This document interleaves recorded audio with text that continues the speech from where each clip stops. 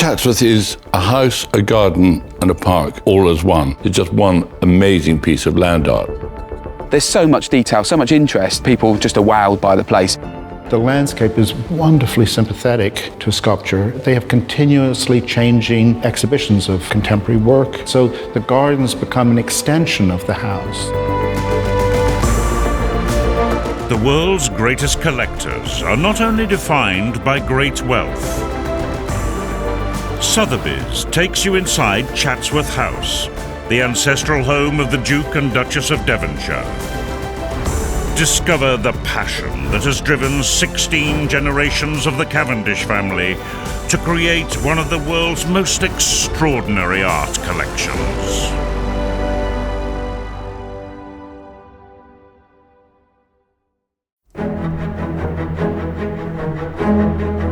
We're up here in the Peak District, in the Derwent Valley, an outdoor space that is second to none. The setting is quite extraordinary. The garden and the collection, I think, are connected in the way they both represent different generations. You can walk around and you can see Elizabethan Chatsworth, some of the Victorian Chatsworth, and then you also see the last 100 years of the family continuing to develop it. Different generations, different dukes and duchesses adding their mark. The first Duke made the seahorse fountain and the cascade. The next big change was the fourth Duke in the middle of the 18th century. He was more of a landscape and outdoors person than an indoors collector. The sixth Duke, the Victorian Duke, was everywhere. You can see that what the sixth Duke was doing was making this connection between indoor and outdoor space. A lot of what we see today is directly thanks to him. His landscape, I think, was all part of pure pleasure of just beauty. This is a parkland designed by Capability Brown, and the inner gardens have these extraordinary waterworks and water features, some of which were designed by Joseph Paxton, the great Victorian inventor and scientist.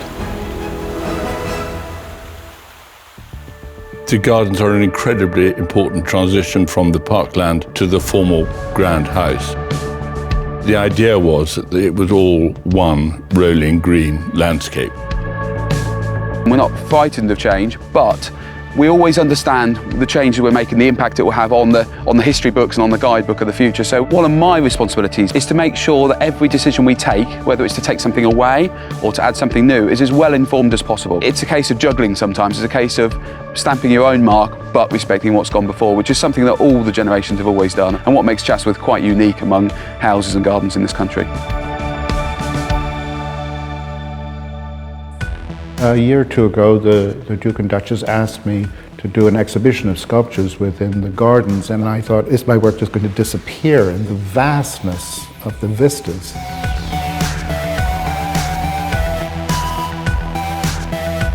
We love his work and we wanted to have something to remember that exhibition by. We acquired the upside-down umbrella and the pink shoe. So Amanda and I looked for places to put them. And we struggled and struggled, and they were very difficult to place. In a 100-acre garden and a wider parkland, you kind of think we'd have loads of space, but actually finding the right position is always a challenge. Sometimes we actually make life-size mock-ups, so we can move them around, put them in a position. And think, no, that's not quite right, and then suddenly you think, that's the right place. Sculpture is usually illusionistic in a three-dimensional sense. It's fully rounded and you walk around it, whereas my sculptures are flat. Their illusionism is two-dimensional. This sculpture is in fact a drawing. It's just a line in the air. They're transparent. And so one of the most important considerations for me was, what is the view through the sculpture? The sculpture itself becomes a frame for the landscape.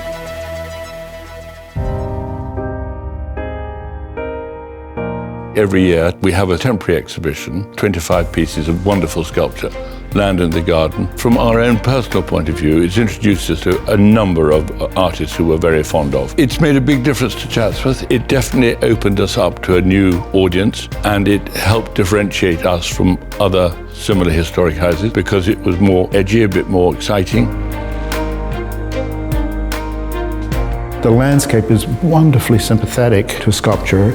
When you come either into the gardens with the sculptures that are in the gardens or here in the house, the things that are old are mixed with the things that are new. It's not just a gesture towards the contemporary. There's a real integration, a real desire to see these things together and to put them into a kind of equal status.